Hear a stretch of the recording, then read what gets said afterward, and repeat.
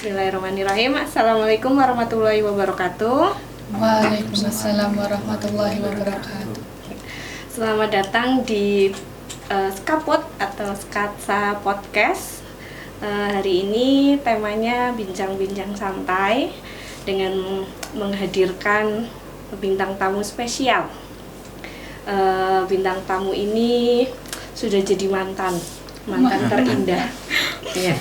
Ya, selamat datang untuk alumni SMK Semesta Bumi Ayu 2022-2023. Ya. Dadah dulu. Oke, di sini ada 3 alumni yang siap sharing dengan kita tentang pengalaman mereka di semesta, kemudian aktivitas mereka setelah jadi alumni atau sudah lulus, dan rencana ke depan mereka itu mau seperti apa, nanti kita bisa sharing di sini. Nah, sebelum kita mulai sharing-sharingnya, bisa menyapa dulu, boleh dari paling pojok dulu, yang paling ganteng dulu. Paling ganteng karena cowok sendiri. Iya. Halo, selamat pagi, nama saya Alvin Ulam Gumilang dari TLM. Hai, kalau saya Eli Oktaviani, prodi OTKP. Hai, nama saya Dwi Marati Femiarsya, jurusan OTKP juga. Gimana? Sudah jadi alumni? Senang, sedih juga. Sedih. Lebih banyak bingungnya. Bingungnya. Nah, nih, belum apa-apa udah bingung nih. Bingungnya kenapa, Vin? Bingungnya gini.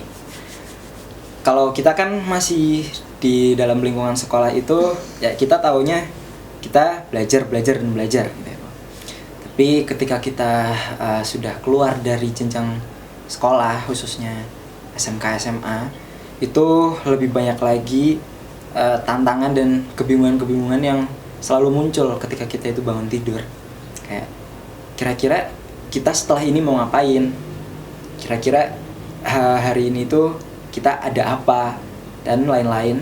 Itu yang bikin kalau misalkan kita nggak di planning, itu bakal memunculkan kebingungan-kebingungan, dan kita nggak bakal tahu gimana masa depan kita ini mau dibawa kemana. Mau dibawa kemana kayak judulnya. Oke. Biasanya pagi-pagi mandi, sarapan, berangkat sekolah, minta sangu, udah gitu aja ya. Sekarang udah harus mikir, aduh saya kedepannya ini mau apa gitu. Nah, kalau Arsya tadi bilang ada seneng, ada sedih, mungkin bisa sampaikan. Kalau sedihnya sih ya kayak nggak bisa ketemu sama guru-guru lagi gitu. Oh gitu. Kangen gurunya apa? Teman-teman. Kangen gurunya, alhamdulillah. Jajan ya. Oh, boleh. Ya, paling ya itu sih, paling kalau senengnya ketemu teman-teman. Sedihnya ya nggak bisa kumpul lagi. Iya, udah. Jadi kalau sekarang udah lulus, jadi apa-apa sendiri gitu. Tuh. Apalagi udah lulus kan, kalau mau kontak sama teman juga udah mulai pada sibuk sendiri-sendiri. Iya, betul. Jadi punya kehidupan sendiri. Nah, kalau Eli masih sibuk nggak, Li? Sibuk, Bu. Sibuk apa, Li? Kalau di rumah, misal bangun tidur, biasanya kan sekolah. Sekarang ada kebingungan kecil. Tadi kan saya kesini naik angkot 2 kali. Nah, di situ ada ibu-ibu ditanyain karena saya pakai seragam. Iya. Anak sekolah di mana, Mbak? Duh, bingung. Sekolah di mana? Mau bilang sekolah udah lulus ya, Li. Terus gini, merasa tertantang setelah lulus dari SMK. Kayak berasa mulai dari nol lagi nggak sih, Bu? Kan mulai dari lingkungannya, kita mau kerja atau kuliah juga mulai dari nol. Teman-teman, aduh nggak ada teman-teman dari sekolah, iya. Bingung. Adaptasi Apalagi lagi. iya, ada senioritas juga di situ kayak canggung. Alhamdulillah sudah berhasil masuk seleksi ke perguruan tinggi, betul? Iya. Gimana, senang? Senang banget. Terus boleh disampaikan fakultas apa saja dan jurusannya apa saja? Ya. Dari Arsya boleh? Saya dari Fakultas Ekonomi dan Bisnis, jurusan Administrasi Bisnis dari Universitas Jenderal Sudirman Purwokerto. Kalau saya dari fakultas sama Ekonomi Bisnis, untuk jurusannya atau prodi akuntansi dari Universitas Jenderal Sudirman. Kalau saya dari Faculty Engineering and Information Technology, tuh saya masuk di Mechanical System Major Aeronautical Engineering di University of Melbourne, Australia. Dari Eli dulu, Li, Iya Ibu. Gimana persiapannya kok bisa masuk sampai perguruan tinggi negeri?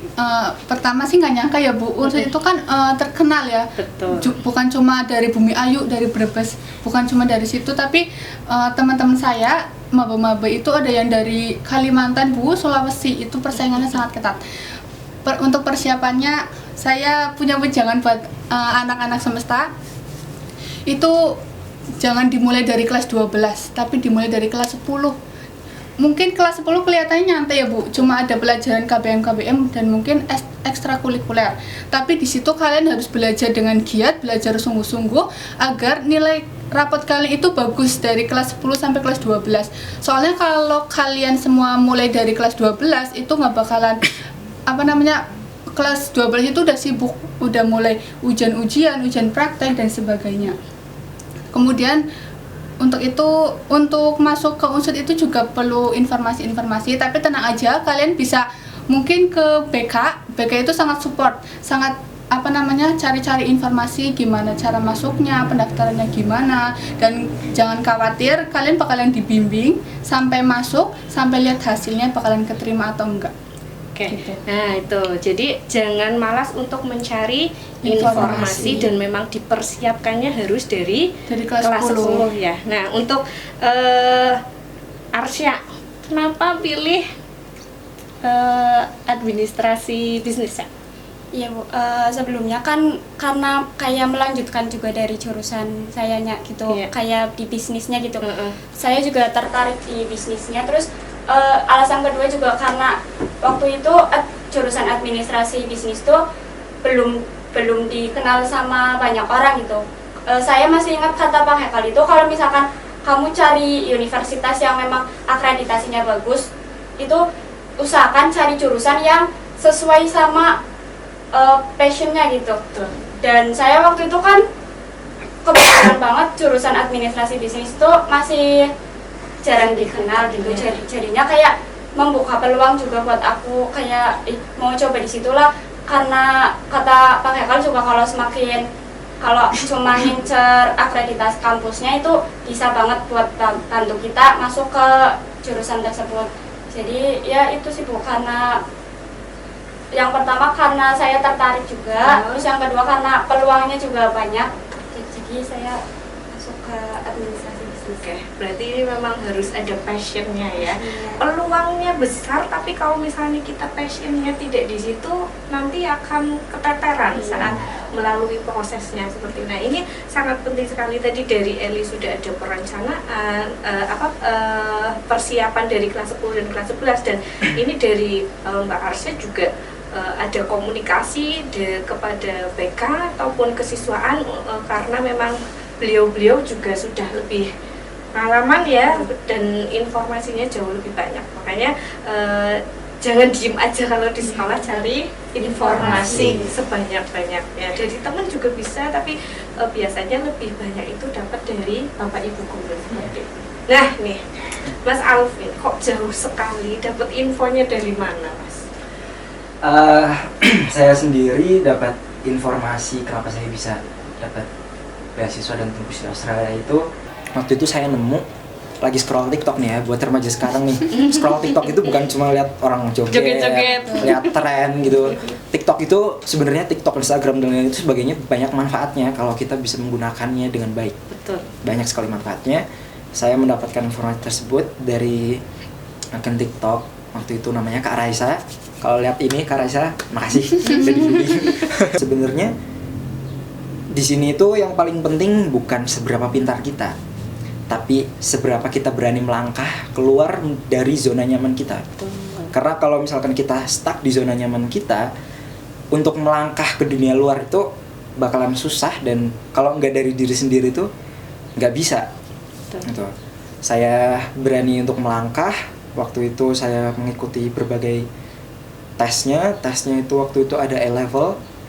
A-level itu bisa kalian cari di Google ya, contoh-contoh A-level.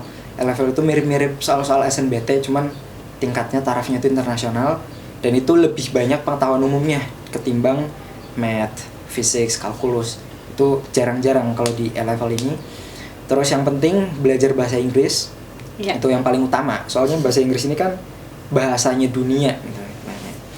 Itu yang paling penting. Lalu kalau bisa, kalau misalkan kita mulai dari kelas 10, kita ini banyak-banyak ikut organisasi, Bu.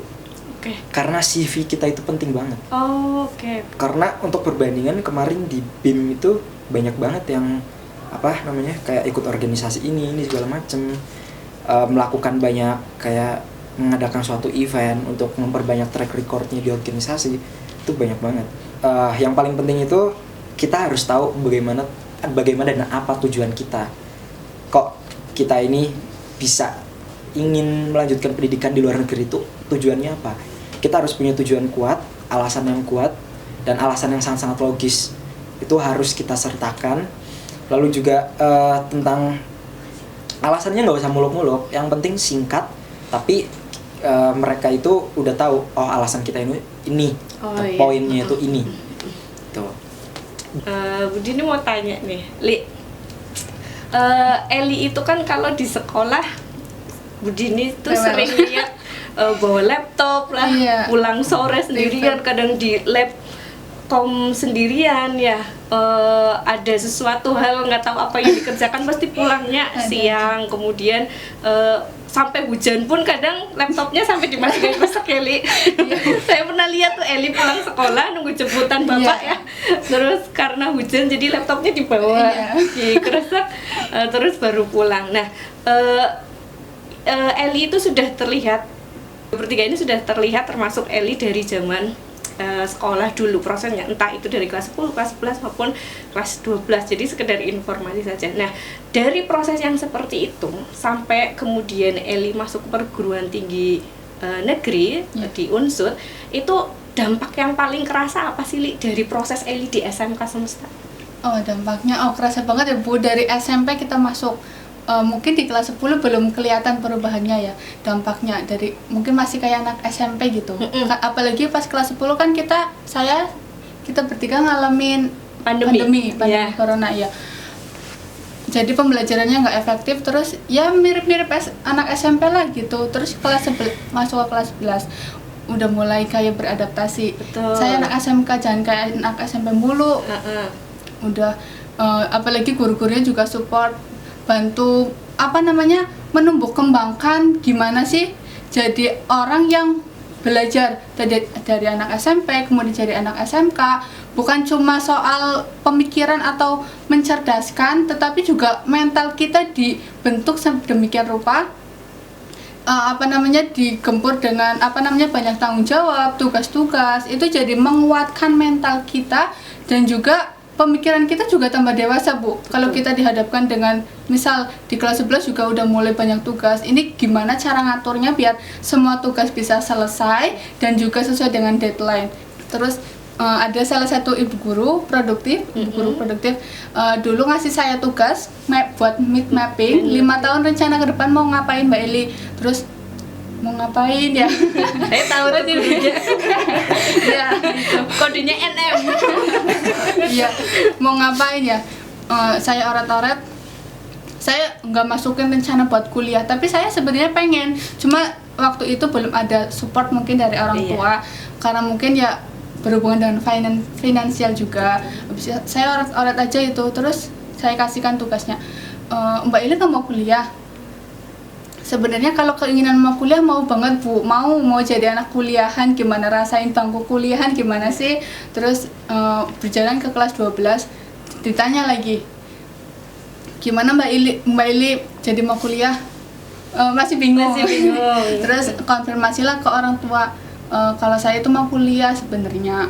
Oh ya udah, orang tua kan gitu-gitu juga mikirin. Betul. Gimana cari orang tua, diskusi sama kakak-kakak saya gimana. Oh kakak saya pas tahu saya mau kuliah support, malah support banget. Ya nggak apa-apa kuliah. Terus gimana pas kuliah juga, wah lah kuliah di mana gitu. Cuma kuliah mau boleh tapi bingung lagi. Gimana? Iya bingung lagi. Terus tanya-tanyalah ke kesiswaan kuliah di mana. Terus kakak saya juga ngusulin rencana juga di sini. Coba daftar, cari informasi. Kebetulan seringnya itu saya di Unsud malah. Gitu, lebih dekat. Iya, dekat. Terus kalau mau pulang juga akomodasinya juga mudah. Kan. Terus oh ya coba-coba. Pas saya itu masuk ke daftar lewat SN, Iya. jalur prestasi, ada deg-degan kuliah nggak kuliah. Pas itu saya ingat banget, saya kan satu kelas itu yang daftar 2, saya sama Iya. teman saya. Terus janjian ya bukannya maksudnya barengan. Iya. Tapi kebetulan saya pulang sekolah terus saya bersih-bersih sholat, kemudian saya ketiduran. Bangun jam 4 saya ingat, terus belum sholat asar, habis sholat ngapain ya, kayak ada yang harus saya lakuin. Iya. Apa, terus ternyata harus buka pengumuman Oh, kelulusan. iya, iya. Saya buka, saya nggak tahu, buka terus ada nama saya, universitas, Iya. kemudian keterima apa enggak nggak tahu. Keterangannya masih belum Iya tahu. nggak tahu. Terus kok warna biru, oh nah selamat Anda diterima. Ya ampun, di situ saya nangis, astagfirullah, saya masuk kuliah, saya jadi anak kuliahan. Iya, kayak nggak percaya. Iya nggak percaya bener. Terus bilang lah ke orang tua, saya keterima di sini. Oh ya udah syukur, kakak saya juga oh syukur. Terus besok udah saya nggak main HP lagi karena saya lagi mikir saya jadi anak kuliahan beneran, nggak bukan cuma mimpi, Iya. bukan cuma di mapping. Habis itu besoknya lah saya ditanya sama ibu guru, gimana Eli hasilnya, lolos atau enggak kesiswaan gitu. Pertama saya kirim lah SS-an itunya, Iya. hasilnya. Oh terus nggak tahu pas saya ke masjid ke ini dapat selamat apa gitu ya, Masih belum. iya gitu. belum konteks Iya. gitu ya. Sekarang jadi mau tanya ke Arsya. Sya, waktu di SMK Arsya aktif di Bank Semesta ya, di Bank Semesta. Sekarang Arsya ambil administrasi bisnis. Nah, korelasinya dari OTKP kemudian Arsya belajar di Bank Semesta sampai ke manajemen bisnis itu nanti udah ada bayangannya belum sih, Sya? Maksudnya, oh ini saya udah pernah dapet nih, saya selangkah lebih maju gitu, ada nggak? Paling ya korelasinya ya di interaksinya sih Bu. Kalau misalkan untuk materinya saya belum terlalu Tahu gambarannya ya. belum ada gambaran juga. Tapi kalau dari saya sendiri sih, karena sayanya juga emang sebenarnya dari waktu sebelum masuk ke semesta itu udah niatnya itu udah ke, saya pikir itu di OTKP itu di bisnisnya gitu Iya, Bu. Jadi kayak di administrasinya gitu. Ternyata lebih ke perkantorannya. Jadi kayak ya sedikit apa ya Bu, kayak Bingung. iya sedikit bingung. bimbang. Kayak tadinya niatnya kan saya pikir di bisnis, ternyata di perkantoran. Tapi ya dari semua itu saya juga ngambil pelajaran dari manajemennya. Ternyata juga di manajemen perkantoran sama bisnis itu hampir mata kuliahnya itu hampir ada beberapa yang Arsya ketahui gitu, pahami. Jadi korelasinya ya alhamdulillah sedikit Arsya udah ada persiapan Basicnya, basicnya iya. udah ada gitu. Enaknya seperti itu ya. Kalau sudah ada basicnya, ditambah lagi passion. Tadi Arsya memang passionnya di situ, dia tinggal melanjutkan lagi. Melanjutkannya jadi senang gitu. Jadi senang. Arsya sama Eli tuh dilalah sama ya, satu fakultas. Ini yang mungkin nanti jadi emosional ya. Orang tua ya, perjalanan kalian sampai ke perguruan tinggi itu kan besar, pengaruh orang tua itu sangat besar. iya berpengaruh sangat besar. Sejauh mana support orang tua sampai dengan kalian masuk ke perguruan tinggi? Mungkin dari Arsya. udah berkaca-kaca.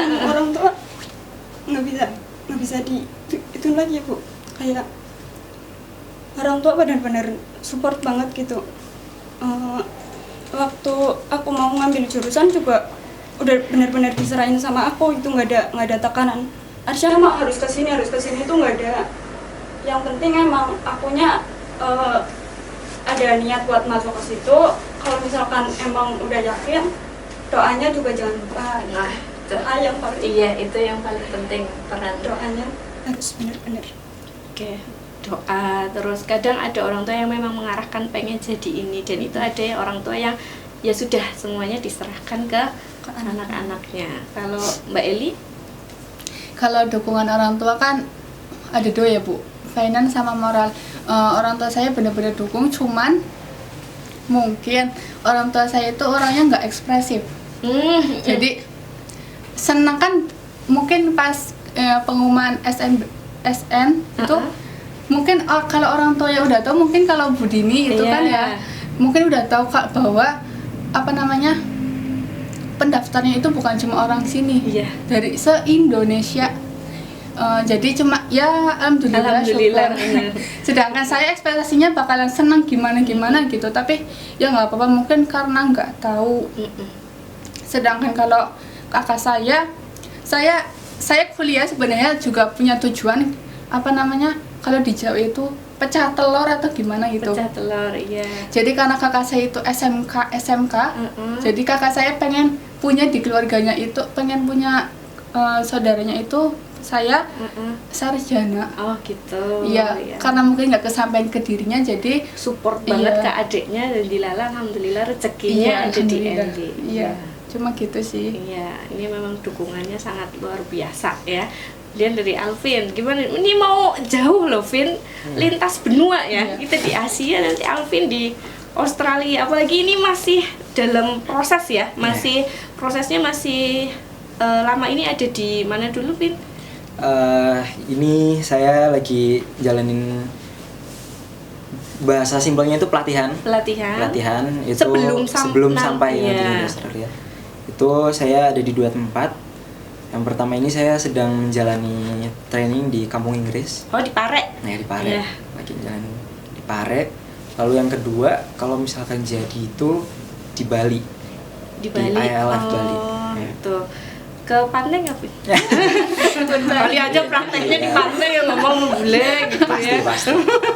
Seneng dong Alvin ke pantai. Oke, itu lagi proses. Nah, orang tua sendiri gimana? Nanti akan jauh ya, maksudnya ini sudah jauhnya tuh udah bukannya ditempuh dalam sehari aja, maksudnya perlu naik pesawat dan lain sebagainya, kemudian beda benua, beda culture gitu. Itu orang tua gimana, Vin, dukungannya?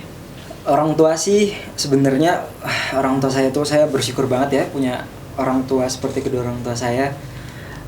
Kedua orang tua saya ini benar-benar jadi apa ya, figuran buat saya. Ibaratnya itu jadi seseorang yang sangat-sangat saya teladani. Figur ya, yes, bukan figuran, numpang lewat figur, ya. sebagai figur. Nah, mereka ini bisa dibilang tegas, terus orangnya juga punya banyak rencana. Saya ini diajari apa itu arti kehidupan itu dari SMP, Bu. Dari SMP itu saya udah bener-bener kayak misalkan, bahkan saya waktu udah mau masuk SMA aja saya dibilang ini kayak gini, nanti kamu bentar lagi mau masuk SMA gitu. Udah jadi seorang remaja, kamu harus gini, kamu harus ngebentuk diri kamu harus dibiasain mandiri, jangan apa-apa itu sama orang tua, terus harus lebih kreatif juga orangnya. Itu kan pembahasan tentang hidup itu kan harusnya dimulai ketika kita itu udah menginjak usia remaja ya, Bu ya. Ini saya masih anak kecil lah, kelas 9 ibaratnya udah benar-benar dikasih tahu gitu gimana caranya kita menjadi orang, kita menjadi manusia yang seutuhnya manusia gitu. Ketika itu saya paham, oh ini arti hidup yang diberitahu oleh orang tua saya. Seperti tiap orang tua itu punya love language-nya berbeda. Kalau anak sekarang bilangnya love language. Love language-nya orang tua itu doa, bener nggak? Iya, itu yang paling penting. Selaras dengan apa yang dikatakan sama Ki Hajar Dewantoro, bener. Jadi memang minat anak-anak itu, minat bakat anak-anak itu memang berbeda. Tapi perlu adanya bimbingan atau akomodasi, dan ini peran dari orang tua dan sekolah seperti itu. Jadi makanya ini yang disampaikan sudah mencakup peran baik dari orang tua maupun sekolah sampai mereka itu sejauh ini. Nah, sekarang harapannya apa nih ke depannya untuk kalian di perguruan tinggi nanti, Eli? Nah, kalau saya sebelumnya minta doanya semoga dilancarkan segala program studinya di sana, dan tetap ingat terus. Iya dong. Tapi biasanya tuh yang suka nggak mau main ke sekolah alumni nggak nih? Nah, ada nggak nih? Karena malu, Bu. Oh, malu. Nggak usah malu. datang aja ke sekolah, Bu, mau jajan gitu kan nggak apa-apa. Barangkali kangen sama jajan terus. Iya.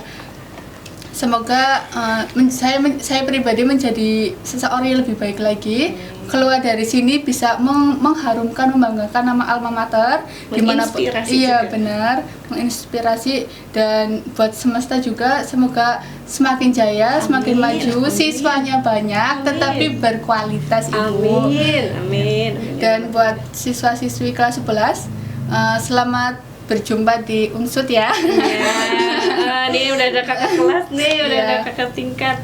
Nanti kalau mungkin butuh informasi bisa langsung tanya aja. Boleh. Barangkali saya tahu gitu. Atau mungkin Mbak Eli bisa sosialisasi Mbak Arsya kesini ya. Iya boleh. Nah kalau dari Arsya sendiri harapannya apa nih, Syak? Kalau harapannya ya hampir sama kayak Eli juga, pengen jauh lebih ekspor gitu di dunia perkuliahan itu gimana Betul. gitu. Pengen lebih ngembangin diri juga itu biar nggak stuck di situ-situ aja. Ya harapannya yang terbaik buat diri sendiri. Ya. Nah kalau Alvin ngekos nggak Vin di Australia? Kalau di Australia itu dari sananya bebas ya, mau disuruh ikut asrama atau nanti di sana tuh ada kos-kosan, bahasa sana itu share house. Oh share, Share house, jadi terus kos-kosan. apartemen itu ada, nanti tergantung yang lebih deket ke kampusnya itu di mana. Oh gitu. Gitu. Terus juga kalau misalkan di sana itu kan kuliahnya itu juga nggak itu ya Bu, nggak lama gitu, nggak kayak di Indonesia. Di sana kuliahnya cuma 3 jam. Wah enak dong. Kuliah pemberian materinya itu 3 jam, tapi sisa waktunya itu digunain buat ngerjain tugas, Oh terus buat iya. riset juga sendiri. Jadi di sana tuh lebih bebas di sana. Berarti Alvin udah punya gambarannya. Udah bener. Tertarik cewek sana Alvin? Belum aja berangkat. Ya kali aja ya, maksudnya udah ketemu bule nih. Nah harapannya apa Vin? Harapannya Nanti untuk kuliah di Australia itu Kuliah di kamu sana. harapannya tuh di sana gimana gitu? harapan saya di sana sih yang pertama ya saya doakan semoga saya sukses ya di negeri Amin, orang, amin. membawa nama alma mater, nama negara juga di sana. Semoga nantinya bakal banyak penerus saya nih yang di sana dari SMK Semesta nih. Nah, amin. Nanti kalau misalkan butuh informasi tentang Kos-kosan? beasiswa atau Beasiswa. tentang kalau kalian emang mau kuliah di sana, tapi kuliah di sana bukan cuman sarjana loh Bu. Oh, Kalau di sana tuh ada banyak kayak short course. short course Short course-nya kayak itu di sana ada diploma, terus ada kayak kita mau ngambil sertifikasi di sana tuh ada. Oh, bisa. Ya, jadi bukan tipe kuliahnya itu bukan cuman sarjana Berarti aja. kayak Bu Didi nih, misalnya kan udah ngajar di sini, mau ambil short course, Bisa, course juga bisa, di sana. bisa. Nah, nanti ngekosnya sama Alvin. Di sana itu Oh nggak boleh ya? di sana itu short course-nya itu setahun di sana. Oh setahun. 12 bulan. Lumayan lah, setahun lihat kanguru ya, koala, gitu ya. Nanti Alvin pulang-pulang nggak lari tuh kalau jogging, loncat. Oke, terima kasih sekali ya, hari ini sangat menyenangkan sekali ya, ada ketawa-ketawanya, ada sedihnya tadi ya. Mungkin bisa Mas Alvin atau Mbak Eli, Mbak Arsya pesan ke perwakilan aja, pesan ke adik kelas. Saya mungkin buat adik-adik kelas yang mau lanjut kuliah ataupun enggak, kalian jangan netting atau negative thinking. Atau kuliah itu susah lah, masuknya susah, peminatnya banyak. Coba aja, kan barangkali rezeki atau mungkin lagi hoki, kalian bisa keterima di PTN-PTN yang favorit di Indonesia. Selain itu harapan saya buat kalian lebih banyak lagi siswa-siswi SMK Semesta yang masuk ke perguruan tinggi baik negeri di Indonesia maupun di luar negeri. Nah itu, kalau saya rangkumkan tadi ada pesannya nih buat adik-adik kelas 10 dan kelas 11, ada organisasi, kemudian mengkreasikan diri, kemudian jangan negative thinking, ya, jangan pesimis, kemudian yang terakhir ada doa. Ya, makanya ada pembiasaan di sekolah yang kayak sholat duha itu diikutin biar jadi pembiasaan yang akan terus dibawa sampai seterusnya seperti itu. Oke, terima kasih sekali untuk Arsya, Eli, dan Alvin. Sukses untuk kedepannya. Jangan lupa nanti kalau sudah lulus mampir lagi atau mungkin nanti pas libur boleh mampir ke sekolah, kita cerita-cerita lagi ya. Ini banyak banget pengalamannya ya. Ini mau jadi mahasiswa ini. Oke. Cukup sampai di sini saja. Kita ketemu lagi di podcast Kasta selanjutnya. Apabila ada kesalahan saya mohon maaf. Assalamualaikum warahmatullahi wabarakatuh. Waalaikumsalam warahmatullahi wabarakatuh.